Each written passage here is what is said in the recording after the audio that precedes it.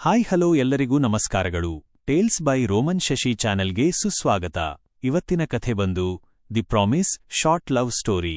ಒಂದು ಕಾಲದಲ್ಲಿ ಆಡಮ್ ಮತ್ತು ಎಮಿಲಿ ಎಂಬ ಯುವ ಜೋಡಿ ಇತ್ತು. ಅವರು ಕಾಲೇಜಿನಲ್ಲಿ ಭೇಟಿಯಾಗಿ ಆಳವಾಗಿ ಪ್ರೀತಿಸಿದರು. ಏನೇ ಆದರೂ ಪರಸ್ಪರ ಪ್ರೀತಿಸಿ ಬೆಂಬಲಿಸುವುದಾಗಿ ಅವರು ಪರಸ್ಪರ ವಾಗ್ದಾನ ಮಾಡಿದರು. ಪದವಿ ಮುಗಿದ ನಂತರ ಆಡಮ್ ಬೇರೆ ನಗರದಲ್ಲಿ ಕೆಲಸಕ್ಕೆ ಸೇರಿದನು ಮತ್ತು ಎಮಿಲಿ ಅವರ ಸ್ವಂತ ಊರಿನಲ್ಲಿಯೇ ಉಳಿದುಕೊಂಡಳು. ಈ ಜೋಡಿ ದೂರದ ಸಂಬಂಧವನ್ನು ಮುಂದುವರಿಸಿದರು. ಪ್ರತಿದಿನ ಫೋನಿನಲ್ಲಿ ಮಾತನಾಡುತ್ತಿದ್ದರು ಮತ್ತು ಯಾವಾಗಲೂ ಸಂದೇಶಗಳನ್ನು ಕಳುಹಿಸುತ್ತಿದ್ದರು. ಅವರು ನಿಷ್ಠೆಯಿಂದ ಇರಲು ಮತ್ತು ಮತ್ತೆ ಒಟ್ಟಿಗೆ ಇರುವವರೆಗೂ ಕಾಯಲು ವಾಗ್ದಾನ ಮಾಡಿದರು. ತಿಂಗಳುಗಳು ಕಳೆದವು. ಆಡಮ್ ತನ್ನ ಕೆಲಸದಲ್ಲಿ ಹೆಚ್ಚು ಕಾರ್ಯನಿರತನಾದನು ಮತ್ತು ಎಮಿಲಿ ತನ್ನ ಅಧ್ಯಯನದಲ್ಲಿ ಹೋರಾಡುತ್ತಿದ್ದಳು. ಅವರು ದೂರವಾಗಲು ಪ್ರಾರಂಭಿಸಿದರು ಮತ್ತು ಅವರ ಸಂಭಾಷಣೆಗಳು ಕಡಿಮೆಯಾದವು. ಒಂದು ದಿನ ಆಡಮ್ ಎಮಿಲಿಯಿಂದ ಕರೆ ಸ್ವೀಕರಿಸಿದನು. ಅವಳು ದುಃಖಿತಳಾಗಿದ್ದಳು ಮತ್ತು ದೂರವಾಗಿದ್ದಳು. ಆಡಮ್, ಕ್ಷಮಿಸಿ, ಅವಳು ಹೇಳಿದಳು. ನಾನು ಬೇರೊಬ್ಬರನ್ನು ಭೇಟಿಯಾಗಿದ್ದೇನೆ ಮತ್ತು ನಾನು ನಿನಗೆ ನೀಡಿದ ವಾಗ್ದಾನವನ್ನು ಇನ್ನು ಮುಂದೆ ಉಳಿಸಿಕೊಳ್ಳಲು ಸಾಧ್ಯವಿಲ್ಲ ಎಂದು ನಾನು ಭಾವಿಸುತ್ತೇನೆ. ಆಡಮ್ ಹೃದಯ ಮುರಿದನು.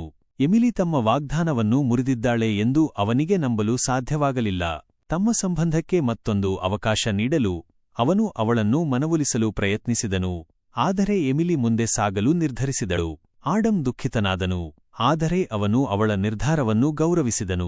ವರ್ಷಗಳು ಕಳೆದವು ಮತ್ತು ಆಡಮ್ ತನ್ನ ಜೀವನದಲ್ಲಿ ಮುಂದೆ ಸಾಗಿದನು.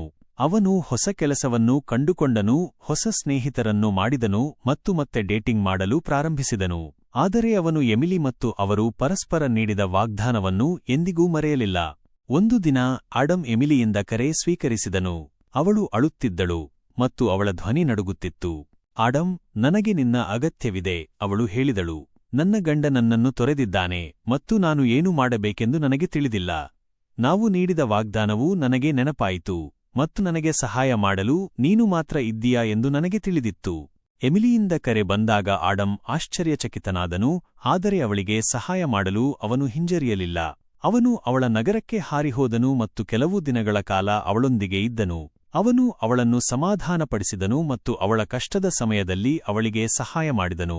ಅವರು ಒಟ್ಟಿಗೆ ಸಮಯ ಕಳೆದಂತೆ ಆಡಮ್ ತಾನು ಇನ್ನೂ ಎಮಿಲಿಯನ್ನು ಪ್ರೀತಿಸುತ್ತೇನೆ ಎಂದು ಅರಿತುಕೊಂಡನು ಮತ್ತು ಅವಳು ಅದೇ ರೀತಿ ಭಾವಿಸಿದಳು.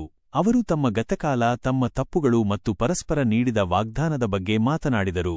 ಎಮಿಲಿ, ನಾವಿಬ್ಬರೂ ತಪ್ಪುಗಳನ್ನು ಮಾಡಿದ್ದೇವೆ ಎಂದು ನನಗೆ ತಿಳಿದಿದೆ, ಆದರೆ ನಾನು ಇನ್ನೂ ನಿನ್ನನ್ನು ಪ್ರೀತಿಸುತ್ತೇನೆ ಎಂದು ಆಡಮ್ ಹೇಳಿದನು. ನಮ್ಮ ವಾಗ್ದಾನವನ್ನು ಉಳಿಸಿಕೊಂಡು ಯಾವಾಗಲೂ ನಿಮಗಾಗಿ ಇರಲು ನಾನು ಬಯಸುತ್ತೇನೆ. ಎಮಿಲಿ ಕಣ್ಣೀರಿನಿಂದ ಅವನನ್ನು ನೋಡಿದಳು. ಆಡಮ್, ನಾನು ನಿನ್ನನ್ನೂ ಪ್ರೀತಿಸುತ್ತೇನೆ, ಅವಳು ಹೇಳಿದಳು. ನಾನು ನಮ್ಮ ವಾಗ್ದಾನವನ್ನು ಮುರಿದಿದ್ದಕ್ಕೆ ಕ್ಷಮಿಸಿ. ನಾನು ನಮ್ಮನ್ನು ಎಂದಿಗೂ ಬಿಟ್ಟುಕೊಡಬಾರದಿತ್ತು. ಆಡಮ್ ಮತ್ತು ಎಮಿಲಿ ಒಂದಾದರು ಮತ್ತು ಅವರು ಕೆಲವು ತಿಂಗಳುಗಳ ನಂತರ ಮದುವೆಯಾದರು. ಅವರು ಪರಸ್ಪರ ನೀಡಿದ ವಾಗ್ದಾನವನ್ನು ಉಳಿಸಿಕೊಂಡರು ಮತ್ತು ತಮ್ಮ ಜೀವನದುದ್ದಕ್ಕೂ ನಿಷ್ಠೆ ಮತ್ತು ಬೆಂಬಲವನ್ನು ನೀಡಿದರು. ನೀತಿಪಾಠ: ವಾಗ್ದಾನಗಳು ಪವಿತ್ರ ಮತ್ತು ಎಂದಿಗೂ ಮುರಿಯಬಾರದು. ಕಷ್ಟಕರವಾಗಿದ್ದರೂ ಅಥವಾ ಅನಾನುಕೂಲವಾಗಿದ್ದರೂ ನಿಮ್ಮ ಮಾತನ್ನು ಉಳಿಸಿಕೊಳ್ಳುವುದು ಅತ್ಯಗತ್ಯ. ನಿಜವಾದ ಪ್ರೀತಿ ಮತ್ತು ನಿಷ್ಠೆ ನಂಬಿಕೆ ಮತ್ತು ವಾಗ್ದಾನಗಳನ್ನು ಉಳಿಸಿಕೊಳ್ಳುವುದರ ಮೇಲೆ ನಿರ್ಮಿಸಲ್ಪಟ್ಟಿದೆ. ನಿಮಗೆ ಈ ವಿಡಿಯೋ ಇಷ್ಟವಾದಲ್ಲಿ ಲೈಕ್, ಶೇರ್ ಮತ್ತು ಸಬ್ಸ್ಕ್ರೈಬ್ ಮಾಡಿ. ಧನ್ಯವಾದಗಳು.